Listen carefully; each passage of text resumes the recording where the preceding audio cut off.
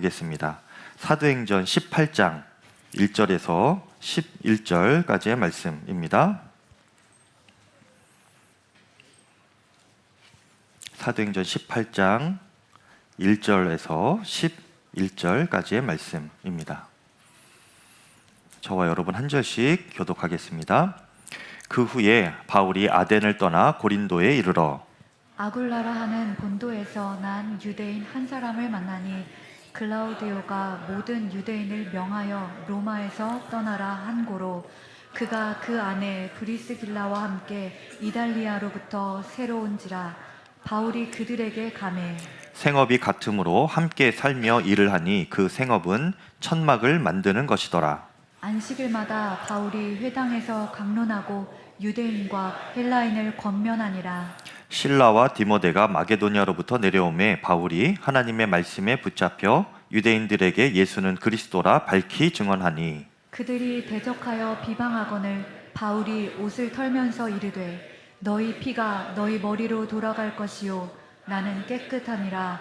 이후에는 이방인에게로 가리라 하고 거기서 옮겨 하나님을 경외하는 디도 유스도라 하는 사람의 집에 들어가니 그 집은 회당 옆이라. 또 회당장 그리스도복 온 집안과 더불어 주를 믿으며 수많은 고린도 사람도 듣고 믿어 세례를 받더라. 밤에 주께서 환상 가운데 바울에게 말씀하시되 두려워하지 말며 침묵하지 말고 말하라. 내가 너와 함께 있음에 어떤 사람도 너를 대적하여 해롭게 할 자가 없을 것이니 이는 이 성중에 내 백성이 많음이라 하시더라. 함께 있습니다. 1년 6개월을 머물며 그들 가운데서 하나님의 말씀을 가르치니라. 아멘. 하나님의 말씀입니다. 이 시간에는 양선속 나오셔서 하나님께 특송 올려드리겠습니다.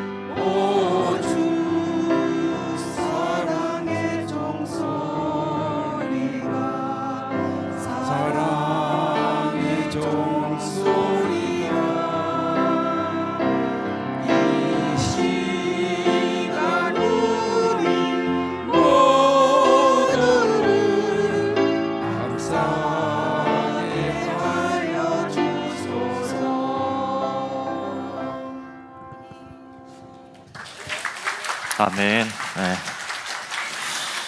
너무 아름다운 찬양 감사합니다. 사랑의 종소리가 정말 들리는 것 같아요. 우리 이규정 심재명 권사님 처음에 찬양하실 때 두 분 서로 이렇게 바라보시면서 얼마나 눈에서 사랑의 종소리가 나는 것 같은 그런 은혜가 있었습니다. 여러분도 그러셨나요? 네, 너무나 아름다운 찬양 감사합니다. 오늘 말씀은 이 바울이 아덴에서 고린도로 넘어와 복음을 전할 때의 이야기입니다. 그 후에 바울이 아덴을 떠나 고린도에 이르러라고 1절이 시작을 하는데요. 다른 지역에서는 이 바울이 복음을 전하다가 방해자들이 많았죠. 그래서 방해자들을 피해서 도망치듯 다른 지역으로 이동을 했는데, 이 아덴에서 고린도에 올 때는 바울이 자발적으로 옮겨갑니다. 그런데 이때 바울의 심경에 변화가 있는 듯 보여요. 왜 그런가?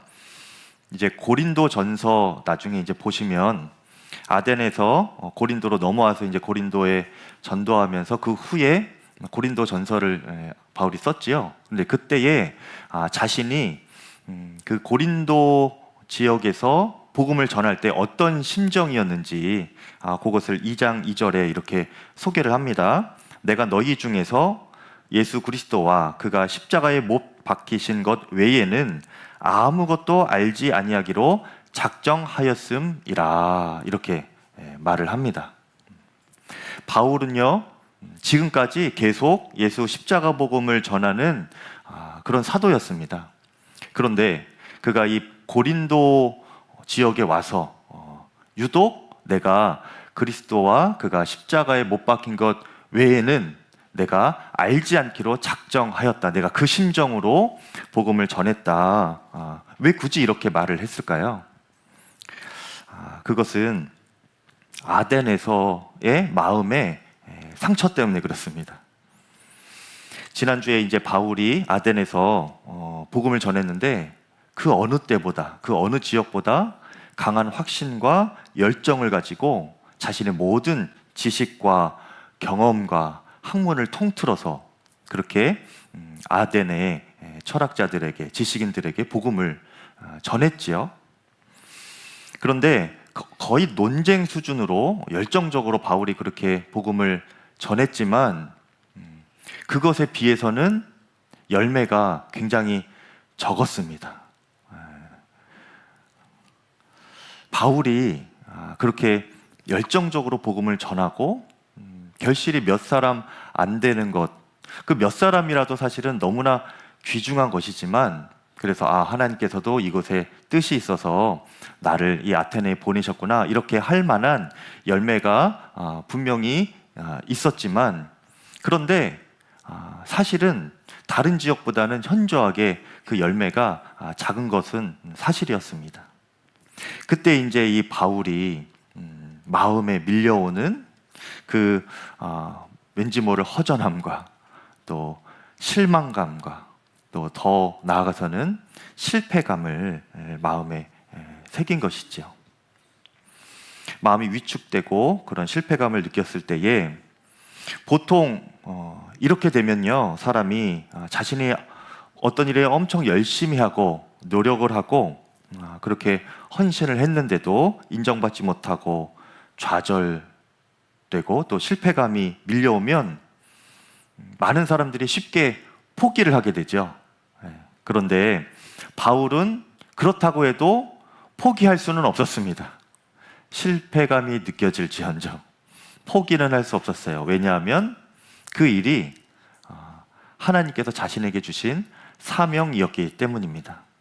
그래서 이 바울이 어떻게든 그 실패감 속에서도 실패를 딛고 방법을 찾아갔는데요.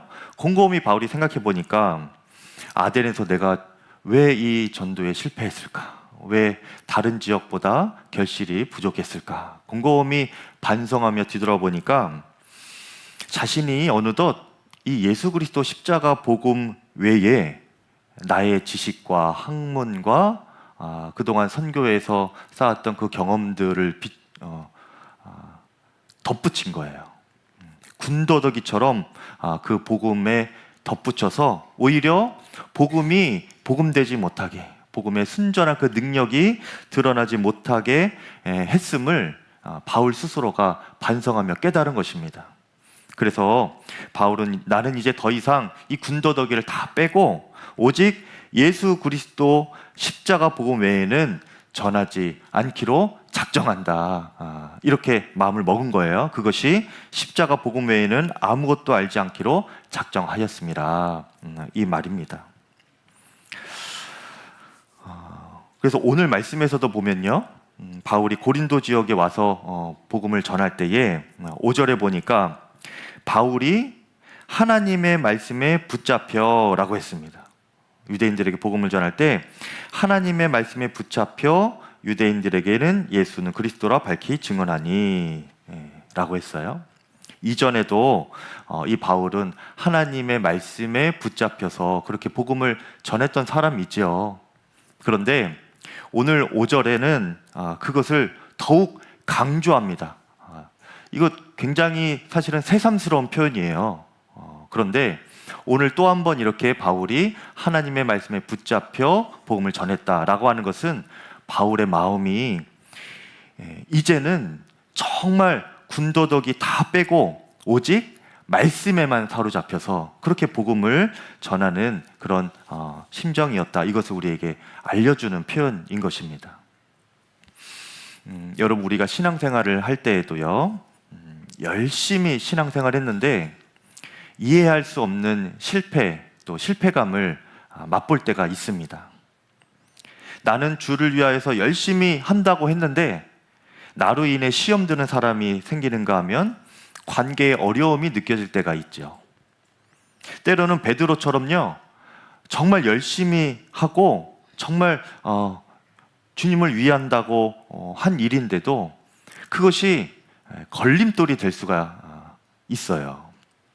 예수님께서 십자가 고난과 죽음을 나의 사명이다, 이것으로 제자들에게 알려주었을 때에 이 베드로가요, 그 예수님을 너무나 사랑하는 마음으로 또 위하는 마음으로 무엇이라고 말했는가 하면 예수님, 절대 그런 일이 예수님께 일어날 수 없습니다. 예수님 십자가 지시면 안 된다는 거예요. 죽으시면 안 된다는 겁니다. 그렇게 둘 수 없습니다 라고 하면서 베드로가 예수님을 막아섰죠. 그랬더니 예수님께서 그래, 나 생각해 주는 것은 너밖에 없다, 고맙다, 이렇게 하지 않으시고요, 그렇게 말하는 베드로에게 사탄아 물러가라, 이렇게 말씀하셨습니다. 사탄아 물러가라, 너는 나를 넘어지게 하는 자로다. 예수님께 하나님께서 주신 십자가 사명이 있는데 베드로가 그것을 몰랐죠. 예수님의 심정을, 하나님의 깊은 뜻을 아직 알지 못하였습니다. 단지 베드로는요, 열심히 하려고 했던 거예요. 예수님을 위해서, 예수님을 섬긴다고 그냥 그렇게 충심을 다하여서 너무나 열정을 다해서 예수님의 앞을 가로막으면서까지 그런 일이 예수님께 일어나면 안 되겠습니다, 그렇게 말을 했던 것이죠. 그런데 그것이 결국은 뭐였어요? 예수님을 걸려 넘어지게 만드는 일이 되는 겁니다. 사탄아 물러가라, 너는 나를 걸려 넘어지게 하는 자로다. 이렇게 스스로 잘하고 있다고 생각하고 정말 최선을 다해서 섬겼는데 오히려 그 일이 주님의 걸림돌이 되는 것 같은 그런 상황을 맞이할 때가 종종 있습니다. 이럴 때 우리의 마음이 너무나 아프지요. 또 때로는 시험에 들기까지 합니다. 상처를 받기도 하고요. 그런데요, 그때 우리가 시험에 들지 마시고 상처받지 마시고요, 곰곰이 한번 생각해 보시면서 이렇게 한번 생각을 해보시기를 바랍니다. 어느덧 내 안에 주님 외에 내 생각, 내 경험 또는 세상적인 것들, 그런 방법들을 덕지덕지 군더더기처럼 이렇게 붙여놓은 것은 없는가, 우리의 심령을 다시 한번 점검해 볼 수 있기를 축복합니다. 한 가지 위로의 말씀을 드릴 것은요, 그렇게 군더더기가, 신앙의 군더더기가 붙는 것도 열심히 하는 사람들에게 붙는다는 거예요. 아무것도 안 하는 사람은 군더더기도 안 붙습니다, 여러분. 믿음으로 살지 않고 열심히 해보려고도 안 하는 사람은요, 군더더기가 붙을 것이 없어요.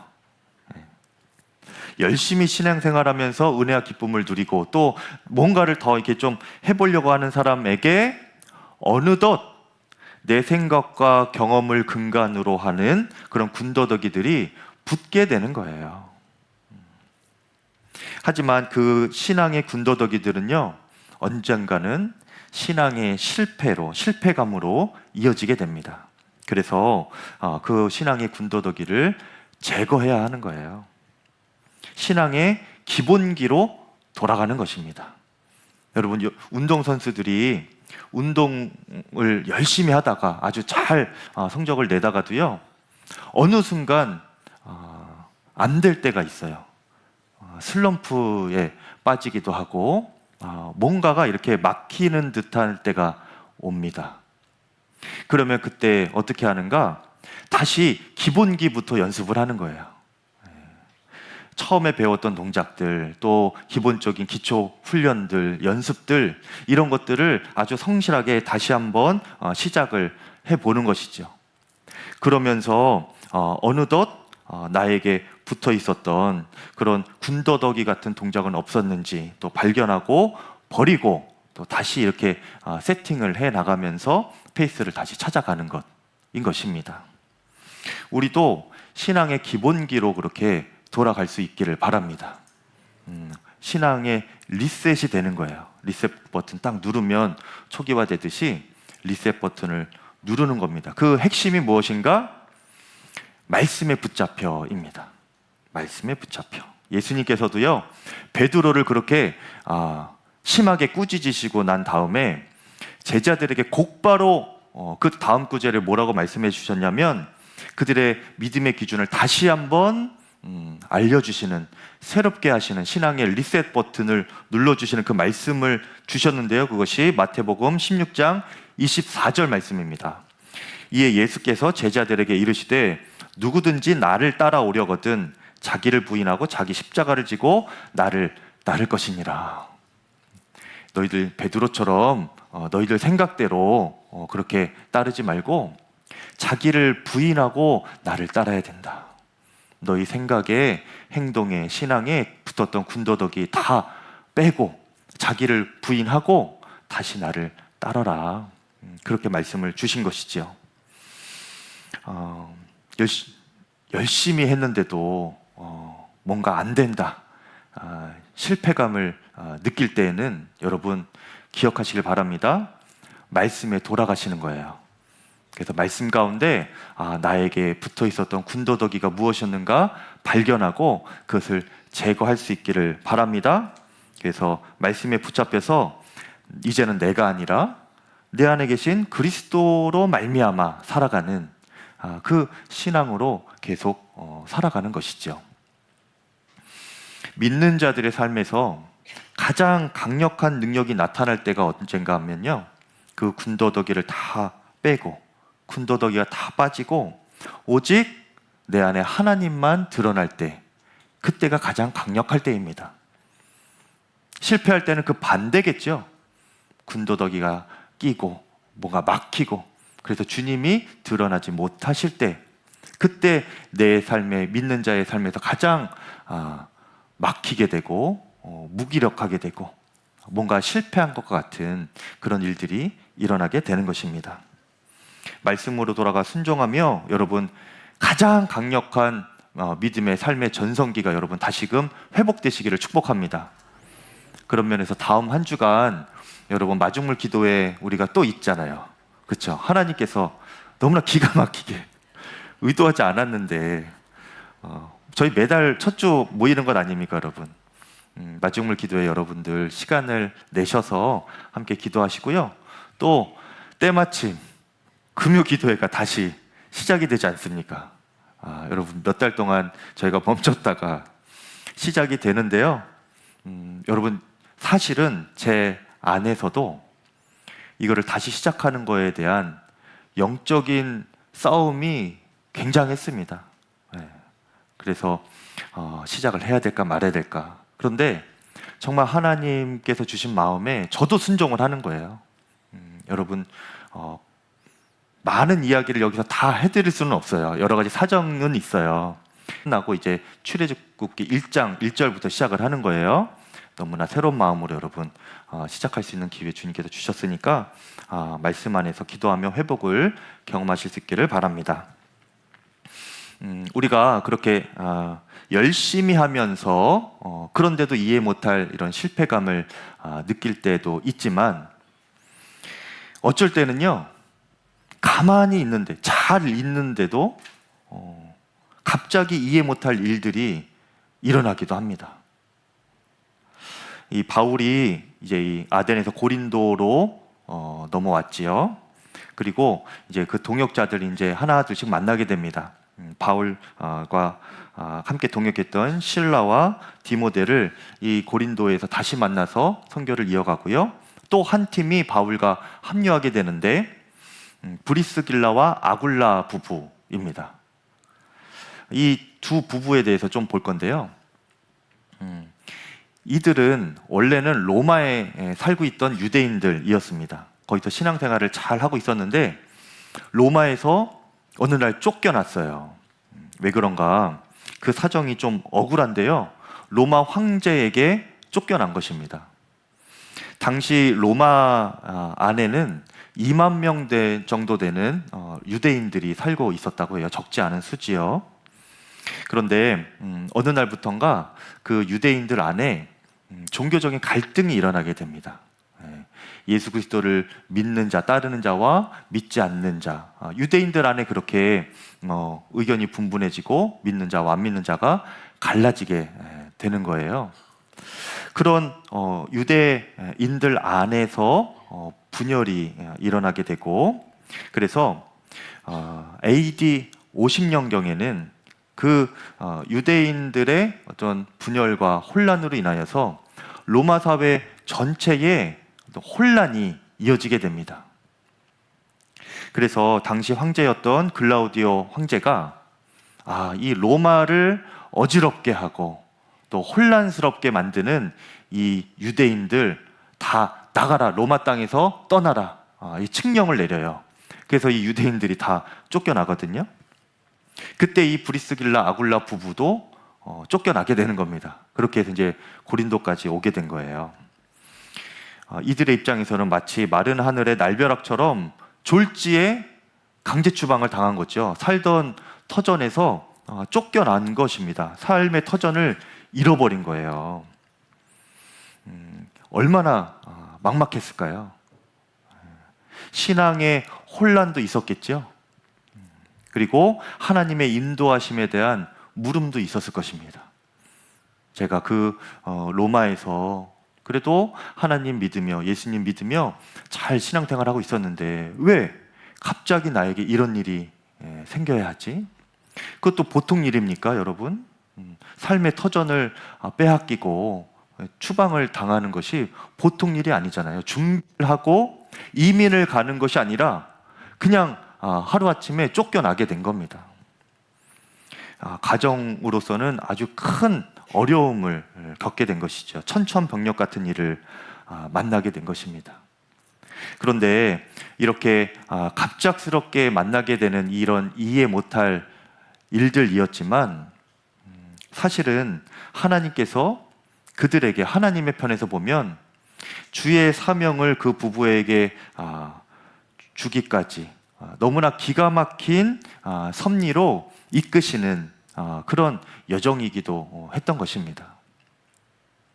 오늘 11절에 보니까 바울이 고린도 지역에 머물렀던 그 기간이 1년 6개월 정도 돼요. 1년 반 정도 되었는데 다른 곳에서는 이 바울이요 복음을 전하고 잠깐 있다가 또 다른 곳으로 옮겼습니다. 그렇게 쭉 선교 여행을 이어갔는데 유독 이 고린도 지역에서는 1년 6개월을 머물러 있었어요. 복음을 전하고 그 이후에도 목양, 양육을 계속 했던 것이죠. 왜냐하면 그만큼 이 고린도 지역이 복음을 전하기도 어려울 뿐만 아니라 또 그 복음이 지속되어 뿌리 내리기가 굉장히 어려운 지역이었습니다. 당시 아덴이라고 하면은 아덴은 무슨 도시였는가? 우상의 도시였어요. 예. 그렇다면 이 고린도는 어떤 도시였는가? 음란의 도시였습니다. 당시 고린도 사람이다라고 하면요, 많은 주변의 사람들이 음란한 사람들 이렇게 연결시켜 생각할 정도로 이 고린도 안에는 음란하고 타락한 일들이 많이 일어났습니다. 아프로디테 신전이 고린도 안에 있었는데요. 그 신전에는 여자 제사장들이 창기 역할을 했어요. 그래서 그런 역할을 하는 여 제사장들이 1000명 정도 되었다고 합니다. 어마어마한 숫자였죠, 당시로서는. 그렇게 음란이 성행했고, 또 고린도 지역이요, 상업과 무역이 또한 발달한 도시였기 때문에 물질 중심적인 그런 환경이었어요. 그래서 그거를 잘 이렇게 공정하게 유통하고 무역하고 하면 되는데, 물질에 매여서 부패하고 또 악한 그런 일들이 일어나는 그런 영적인 분위기가 있는 그런 도시였습니다. 그곳이 이 고린도였던 거예요. 그래서 저희가 이제 나중에 이제 고린도전서를 보면요, 그 고린도전서 내용 안에 그 성도들 안에서도 이제 고린도 주민이었다가 기독교인이 된 그 성도들 중에서도, 교회 안에 들어온 성도들 중에서도 아직도 음란과 그런 물질적인 우상을 버리지 못하는 이들이 있어서 그들에게 강하게 권면하고 훈계하고 교훈하는 내용들이 많이 들어 있습니다. 그렇게 바울이 신경 써야 할 정도로 영적으로 혼탁하고 성교하기 어려운 도시가 바로 이 고린도였기 때문에 긴 시간이 필요했던 거예요. 그리고 그렇게 긴 시간을 거하면서 복음 전하고 계속 가르치려면 재정적인 문제도 해결이 돼야 되겠죠. 그리고 거할 거처도 마련이 되어야 하는 것 아닙니까? 먹고 살 것이 있고 잠잘 곳이 있어야 그렇게 계속 선교를 이어나갈 수 있잖아요. 그런데 이때 바울이 이 브리스길라 아굴라 부부를 만난 것입니다. 그리고 그들이 이 바울처럼 생업도 같았어요. 텐트 만드는 일을 했었는데, 이 바울이 이 브리스길라 아굴라 부부와 같이 그렇게 생업을 함께 하면서 그 부부의 집에 거하면서 마치 그곳을 선교 기지처럼 삼고 1년 반 동안 계속 선교 사역에 집중할 수가 있게 되었던 것입니다. 너무나 기가 막힌 타이밍이죠. 너무나 딱 맞는 만남인 것입니다. 잘못된 만남이 아니고 너무나 딱 맞는 만남. 마치 우연과 같은, 근데 우연이 아닌 그런 만남. 그것이 바울과 브리스길라 부부의 만남이었던 거예요. 저는 이 바울과 브리스길라 부부의 이런 만남을 보면서 하나님께서도 나에게 이렇게 마치 소름 돋을 정도로 정확하고 정말 합당한 그런 만남의 축복을 주셨으면 좋겠다. 그런 하나님의 섭리로 나의 삶을 구체적으로 아주 정확하게 인도해 주셨으면 좋겠다 하는 그런 마음의 갈망과 부러움이 일어나기도 했습니다. 여러분의 삶 가운데도 그렇게 하나님의 너무나 정확하고 구체적인 섭리로 이끌림 받으시기를 축복합니다. 살면서 우리가 갑작스럽게 만나는 정말 이해 못할 사건들을 브리스길라 아굴라처럼 만나기도 하지만요, 여러분, 더 분명한 것은 무엇인가? 하나님께서는요, 우리가 우리 수준으로 이해하지 못할 그런 하나님의 섭리와 계획으로 우리 삶을 분명히 이끌어 가시는 주님이시라는 거예요. 여러분, 그 주님을 분명히 믿으실 수 있기를 바랍니다. 주님은 항상 그분의 자녀들의 인생에서 문을 닫아두시는 법이 없습니다. 항상 열어두시는 주님이세요. 그러니까 우리가 살아갈 때에 갑작스럽게 이해 못할 일을 만나서 내 인생이 막힌 것 같다, 곤란하다, 이런 것이 느껴지면요, 여러분, 반드시 열린 문이 어디 있나 이것을 찾을 수 있기를 바랍니다. 주님은 항상 우리에게 문을 열어놓으십니다. 그런데 대부분의 사람들은 그 열린 문을 찾지 못합니다. 찾아도 들어가지를 못해요. 그 이유는요, 주님께서 열어두신 문은 사람이 보기에 좁은 문일 때가 많기 때문에 그래요. 그런데 사람들은 그 좁은 문이 어려워 보여서, 또 때로는 여기는 아니겠지, 이거는 아니겠지 하면서 그냥 지나치고 들어가지 않는 겁니다. 하지만 지금 보기에는 정말 절망적이고 갑작스럽고 안 좋아 보이는 이 상황 가운데 열린 것 같은 문도 너무나 안 좋은 문처럼 보여도, 좁은 문처럼 보여도 그 문이 사실은 하나님께서 나에게 열어두신 열린 문이구나, 이것을 여러분들이 정말 볼 수 있기를 축복합니다. 그 분별할 수 있는 기준은 무엇이냐면요, 이것이 사명의 자리인가 아닌가, 사명의 문인가 아닌가, 이것을 보는 거예요.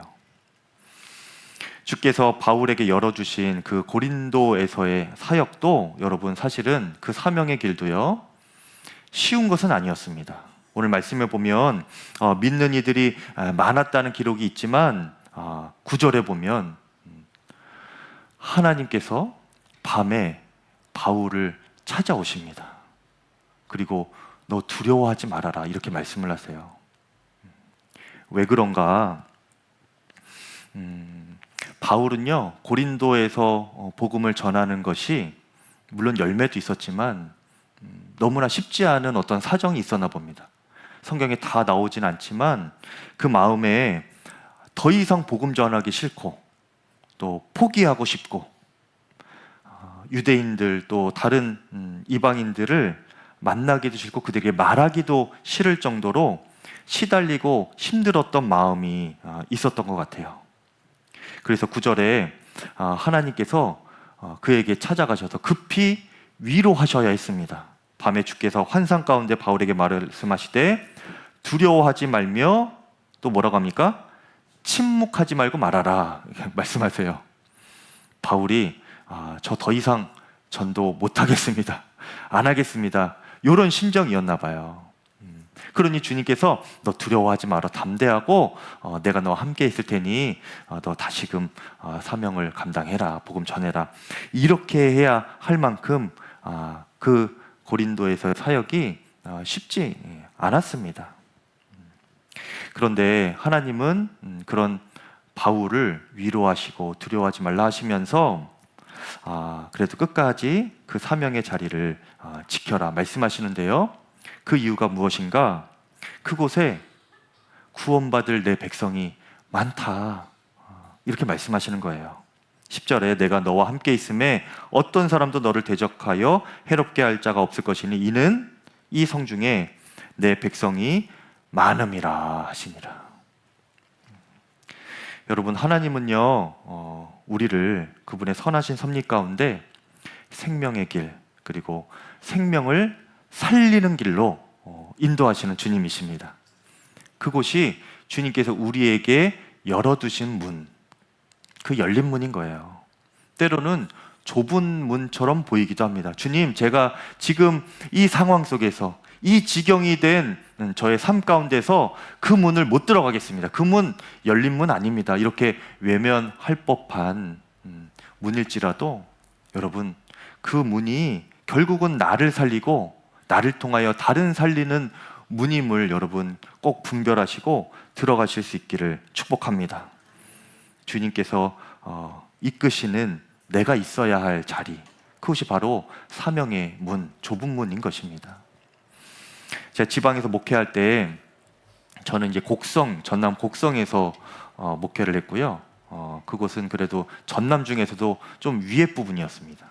그런데 그 지방에서 같은 지방인데 전남의 맨 끝, 땅끝이에요.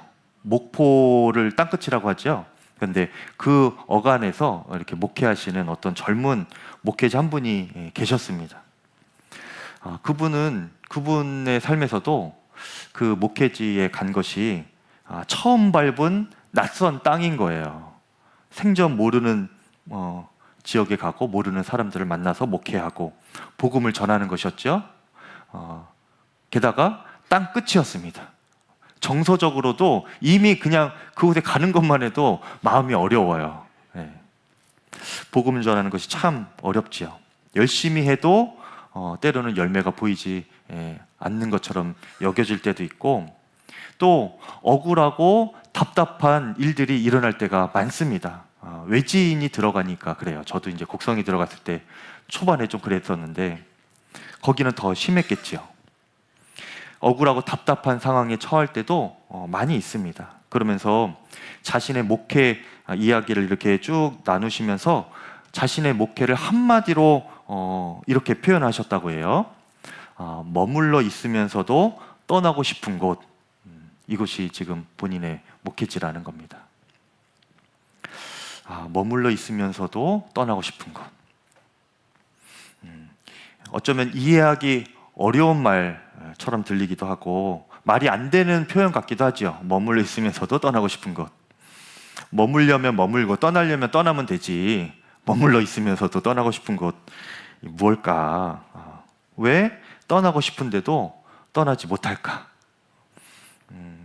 첫 번째 이유는요, 주님께서 가라고 하셨으니 간 것이고, 또 떠나라고 하시면은 떠날 것인데, 가라고 해서 갔는데 떠나라고 하는 말씀이 없으시니까 그냥 있는 거예요. 그리고 또 한 가지는 그곳이 주님께서 주신 사명지이기 때문에 그렇습니다. 이곳이 하나님께서 나에게 열어주신 사명의 문이고 생명의 길이구나. 이것을 그분은 알기 때문에 그래요. 좁은 문, 좁은 길 같이 보여도 떠나고 싶은 마음이 하루에도 수십 번씩 일어날지라도 이곳이 하나님께서 나에게 허락하신 좁은 문, 나를 살리시는 길이고 나를 통하여서 다른 사람을, 다른 생명을 구원하시는 그 길이구나. 그것을 알기 때문에 있으면서도 그렇죠. 머물러 있으면서도 떠나고 싶은 것, 떠나고 싶지만 그래도 머물러 있는 그곳이 되는 겁니다.